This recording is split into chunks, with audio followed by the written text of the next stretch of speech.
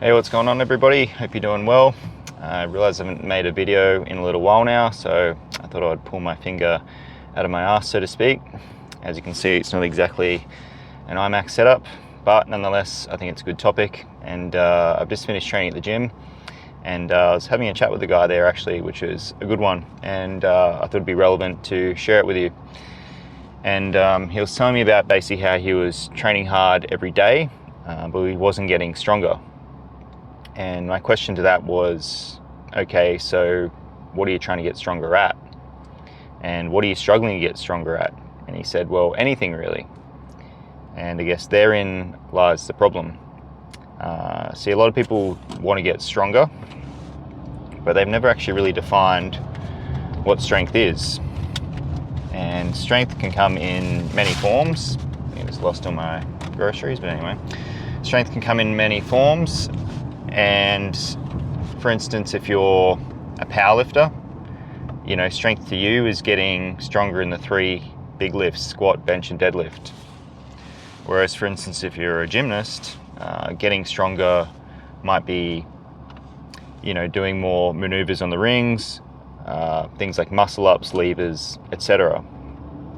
And so who's right? Like, who's stronger? Well, it's not a matter of who's right or wrong, it's just understanding what strength is. And strength is very domain specific. So that means is basically what you train your body to do, it'll become stronger at. And this comes back to the SAID principle, which is specific adaptations to imposed demands, which basically means what the specific stimulus is that you impose on your body will dictate what exact adaptation that your body will then adapt to. Or put it another way, the specific stress you put on your body is what it will adapt to specifically. And you see, with the powerlifter and the gymnasts, it's not that one isn't strong, it's just that it's strong at different things. And with strength, it can be expressed in many different forms. You can have max power, you can have absolute strength, you can have strength via control and stability. Even flexibility has a strength component to it. So strength through range of motion. So there's many different forms of strength, and a lot of people don't actually take the time to think about the strength and the stimulus that they're trying to impose on their body, and then are surprised by the result. And when it comes to, I guess, the powerlifter and the gymnast, it's like comparing apples and oranges. So they're both fruit, but they're very different characteristics. And you see, my squat at the moment is quite weak, but I'm okay with that. Whereas if you look at something like my muscle up, it's going quite well at the moment, and it's improving quite remarkably. And maybe that's because I base my whole program around it and improving that particular exercise. And if you're someone who feels like you're doing a lot, but you're not getting stronger, maybe it's because you haven't decided specifically what you want to get stronger at. And using, I guess, the squat as an example, if I wanted to improve my squat,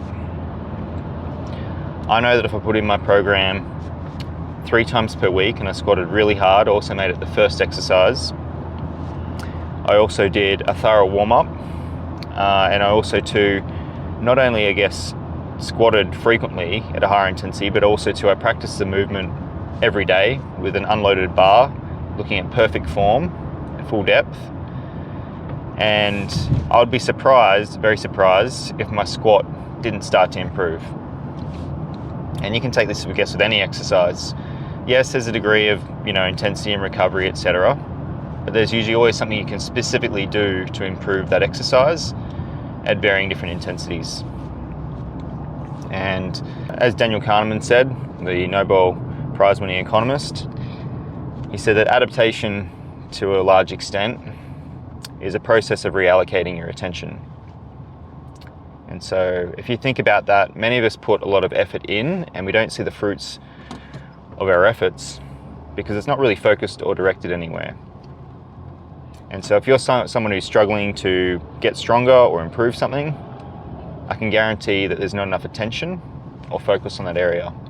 And yes, that means you have to put other things to the back burner, so to speak, and have to maybe, put their progress on hold. And this is particularly, I guess, true as you get more advanced as well, because your body's only got a finite ability to handle intensity, and obviously a finite recovery ability, and you've only got so many hours in a day. So yeah, if you're looking to get strong, first decide what you're going to get strong at and narrow your focus. Yes, if you're a beginner, you might get stronger at everything because you're getting all newbie gains, and yes, everything will go up. But as you start to push up the intensity and you start to, really work hard in the gym or any sort of form of exercise for that matter, you have to start to narrow your focus. So I hope that helped you today. That was my little gym chat, and I can see that he's going to approach his training a little bit differently. It also reminded me myself as well about some of the things that I've had in my program, and it's a temptation to always try and do more and do better and trying to build more into the program rather than trying to cull things back and focus on certain areas where you need to apply the effort and intensity. Anyway, let me know what you think. Hope you enjoyed that one, but yeah, don't overdo it.